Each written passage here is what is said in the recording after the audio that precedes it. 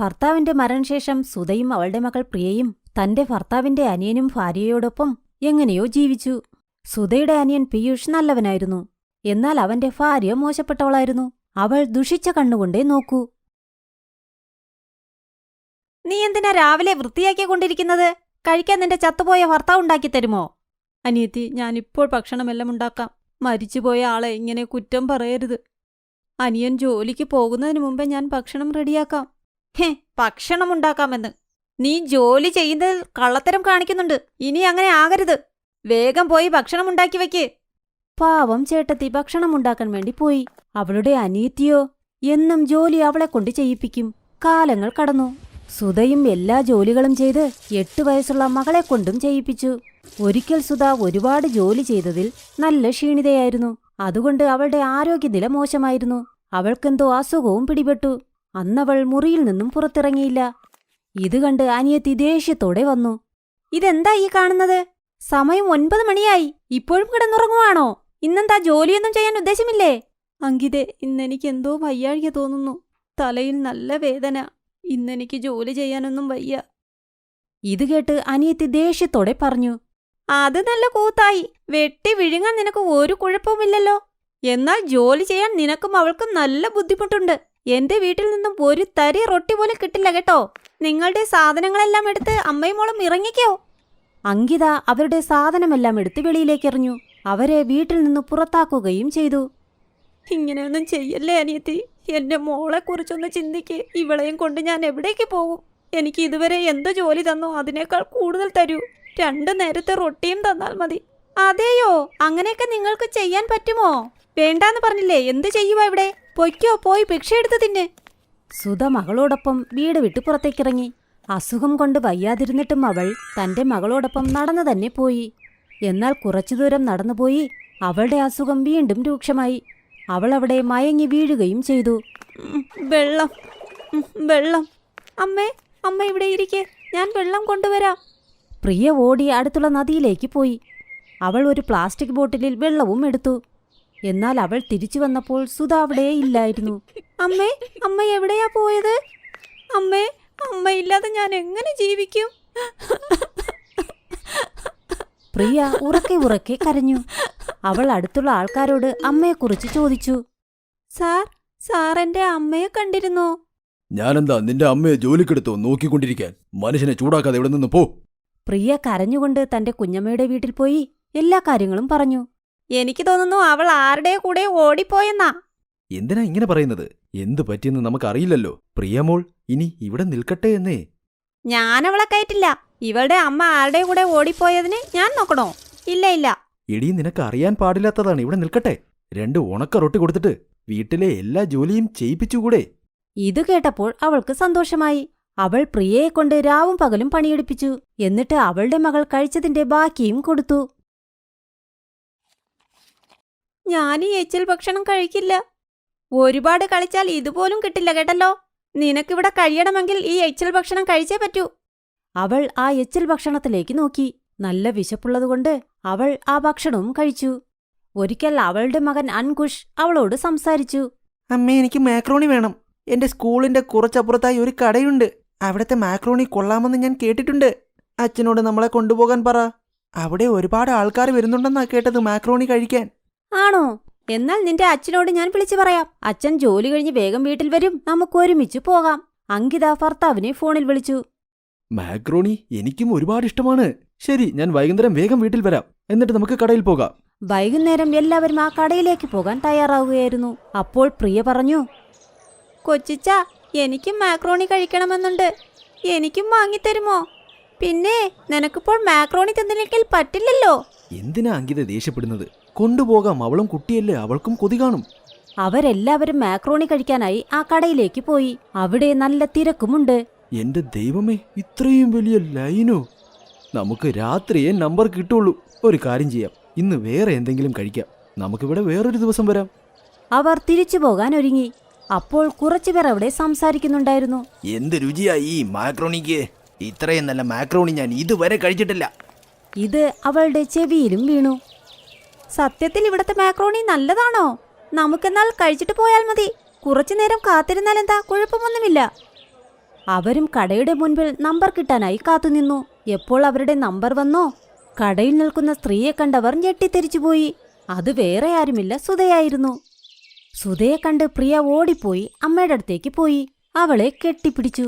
അമ്മേ, അമ്മ ജീവനോടെ ഉണ്ടോ? അമ്മ എങ്ങനെ ഇവിടെ? അമ്മ അന്ന് മയങ്ങി വീണില്ലായിരുന്നോ? എന്നിട്ട് എവിടെ പോയിരുന്നു? അമ്മയെ ഞാൻ എന്തോരം അന്വേഷിച്ചു, എന്നാൽ അമ്മയെ കണ്ടെത്താൻ പറ്റിയില്ല. മോളെ, അന്ന് എനിക്ക് തീരെ വയ്യാതെ ഞാനന്ന് കിടന്നിരുന്നപ്പോൾ എന്നെ ആരെങ്കിലും രക്ഷിക്കൂ. എൻ്റെ മോള് അനാഥയാകരുത്. അവിടെ അപ്പോൾ ഒരു വൃദ്ധൻ കടയുമായി വന്നു. അയ്യോ മോളെ, നിന്റെ ആരോഗ്യനില വളരെ മോശമാണ്. എന്റെ കൂടെ വാ, ഞാൻ നിനക്ക് മരുന്ന് വല്ലതും തരാം. എന്നാൽ എനിക്ക് ഒന്നും പറയാൻ ബോധമില്ലായിരുന്നു. ഇദ്ദേഹം എന്നെ വീട്ടിലേക്ക് കൊണ്ടുപോയി. ഇദ്ദേഹത്തിന് മക്കളാരുമില്ല, അതുകൊണ്ട് ഇദ്ദേഹം എന്നെയും കൂടെ കൂട്ടി. അതോടുകൂടി ഈ മാക്രോണി ഉണ്ടാക്കാനും എന്നെ പഠിപ്പിച്ചു. ഞാൻ നിന്നെ ഒരുപാട് അന്വേഷിച്ചു, എന്നാൽ നിന്നെയും കാണാൻ പറ്റിയില്ല മോളെ. ഞാൻ ചെറിയച്ഛൻ്റെ വീട്ടിലേക്ക് തിരിച്ചു പോയിരുന്നമ്മേ. അവിടേക്ക് പോകില്ല എന്നാണ് ഞാൻ കരുതിയത്, അതുകൊണ്ടാണ് ഞാൻ അന്വേഷിക്കാത്തത്. ആ, നീ വന്നല്ലോ. ഇനി അമ്മയുടെ കൂടെ കഴിഞ്ഞാൽ മതി. വേണ്ട ചേച്ചി, രണ്ടുപേരും എന്റെ കൂടെ എന്റെ വീട്ടിലേക്ക് വരൂ. ഈ വൃദ്ധനെ വിട്ടേക്കൂ. നമുക്ക് സ്വന്തമായി റെസ്റ്റോറന്റ് തുടങ്ങാം. അവിടെ മാക്രോണി ഉണ്ടാക്കി വിൽക്കാം. നമുക്ക് പണവും ഉണ്ടാക്കാമെന്നേ. ഇല്ല, ഞാൻ ഇദ്ദേഹത്തെ വിട്ടിട്ട് വരില്ല. ആര് കാരണമാണോ ഞാൻ ഇത്രയും പണം ഉണ്ടാക്കിയത്, അദ്ദേഹത്തെ വിട്ടിട്ട് എനിക്ക് നിങ്ങളുടെ കൂടെ വരാൻ പറ്റില്ല. ഒരിക്കലുമില്ല. എന്റെ കടയിൽ വന്നതല്ലേ, ഞാനുണ്ടാക്കിയ മാക്രോണി കഴിച്ചിട്ട് പോ. എന്നാൽ എന്നെ കൂടെ കൂട്ടാമെന്നുള്ള കാര്യം മനസ്സിൽ വെച്ചിരുന്നാൽ മതി. അങ്കിത കണ്ടു എങ്ങനെയാണ് തന്റെ ചേട്ടത്തി ഇത്രയും ടേസ്റ്റിയായ മാക്രോണി ഉണ്ടാക്കി പൈസ ഉണ്ടാക്കുന്നതെന്ന്. അവൾ ചെയ്തതിൽ അവൾക്ക് പശ്ചാത്താപം തോന്നി. എന്നാൽ നിസ്സഹായാണ്. അമ്മയും മകളും അന്നുമുതൽ ആ വൃദ്ധനോടൊപ്പം സന്തോഷമായി ജീവിച്ചു.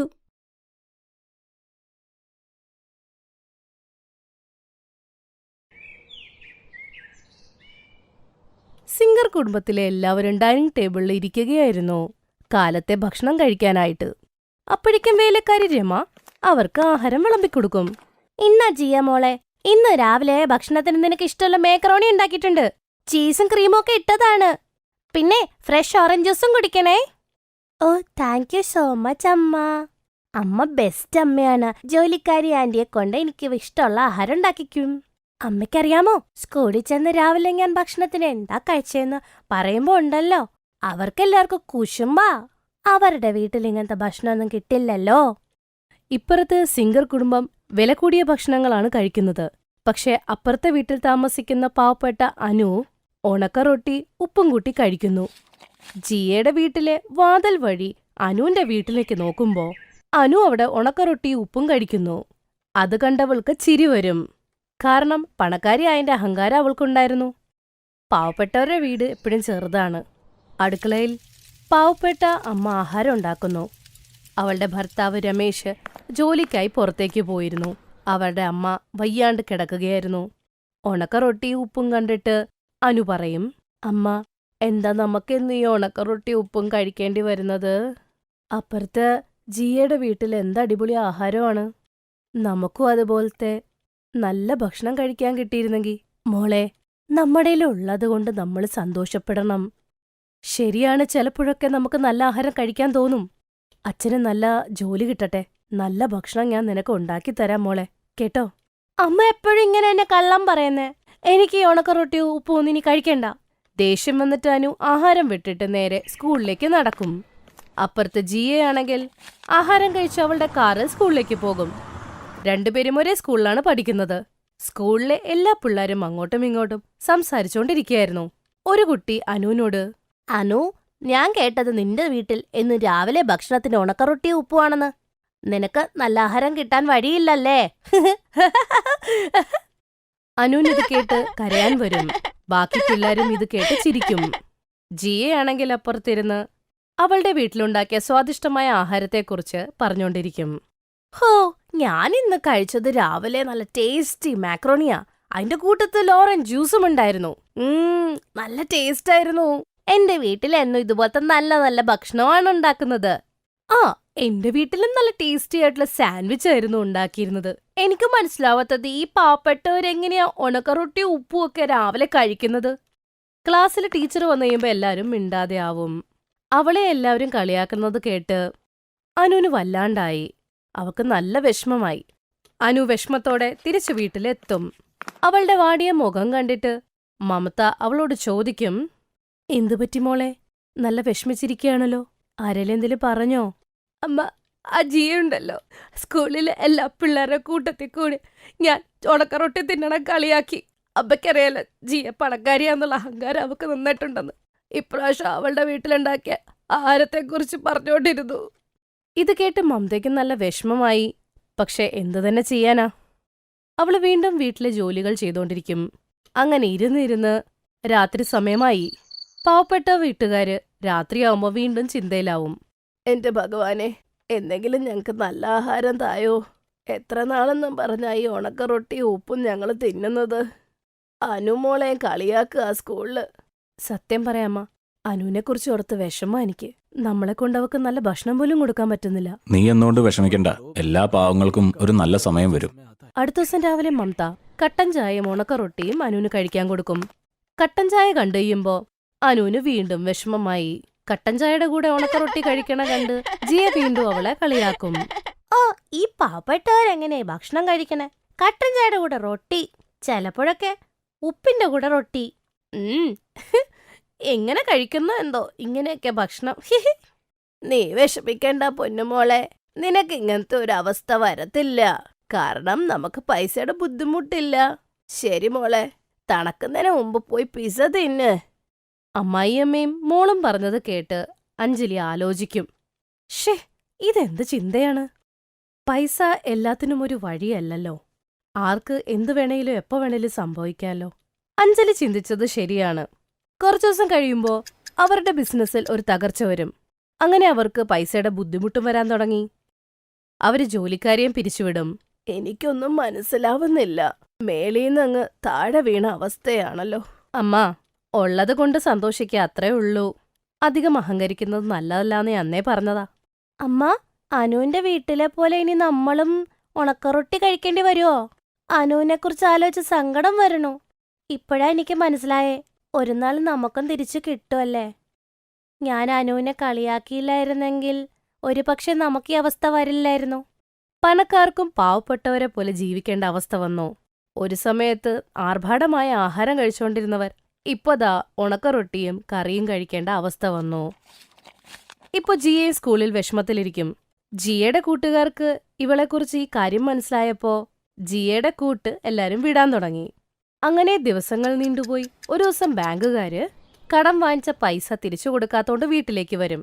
എന്നിട്ട് വീട്ടിൽ നിന്നും അവരെ പുറത്താക്കും. അങ്ങനെ അവര് അനുവിന്റെ വീടിന്റെ മുമ്പിൽ ഒരു കുടില് കെട്ടി താമസിക്കും. ഇപ്പൊ അവർക്ക് കഴിക്കാൻ പോലും ഭക്ഷണമില്ലായിരുന്നു. മമത അവർക്ക് വേണ്ടി കുറച്ച് ഉണക്കറൊട്ടിയും അച്ചാറും കഴിക്കാൻ കൊടുക്കും. നിങ്ങളെക്കുറിച്ച് ഇപ്പോഴാ അറിഞ്ഞത്. വളരെ വിഷമമുണ്ട്. ഇത് കുറച്ച് ഉണക്കറൊട്ടിയാണ്. ഇന്നലെ തൊട്ട് ഭക്ഷണം കഴിച്ചിട്ടില്ലല്ലോ നിങ്ങൾ. ഒരുപാട് നന്ദിയുണ്ട്. റിയ ചെയ്ത തെറ്റ് റിയയ്ക്ക് മനസ്സിലായി. 2 ദിവസം കഴിഞ്ഞ് ജിയ സ്കൂളിൽ വരുമ്പോ അനുവിന്റെ അടുത്ത് പോയിട്ട് ക്ഷമ പറയും. അനു, എന്നോട് ക്ഷമിക്കണം. ഞാൻ നിന്നെ ഒരുപാട് കളിയാക്കിയിട്ടുണ്ട്. നീ കഴിക്കുന്ന ആഹാരത്തെക്കുറിച്ച് പോലും പറഞ്ഞു. പക്ഷെ ഇപ്പൊ എനിക്ക് മനസ്സിലായി നിന്റെ ജീവിതം എന്ത് കഠിനമാണെന്ന്. അത് കുഴപ്പമില്ല ജിയ. അതെ, ഞാനിന്ന് ബ്രെഡ് പക്കോട കൊണ്ടുവന്നിട്ടുണ്ടല്ലോ. അതെന്താന്നറിയോ? അച്ഛനൊരു കടയിൽ ജോലി കിട്ടിയേ. നീ എന്റെ കൂടെ കഴിക്കുന്നോ? ആ, കഴിക്കാം. എനിക്ക് നല്ല വിശപ്പുണ്ട്.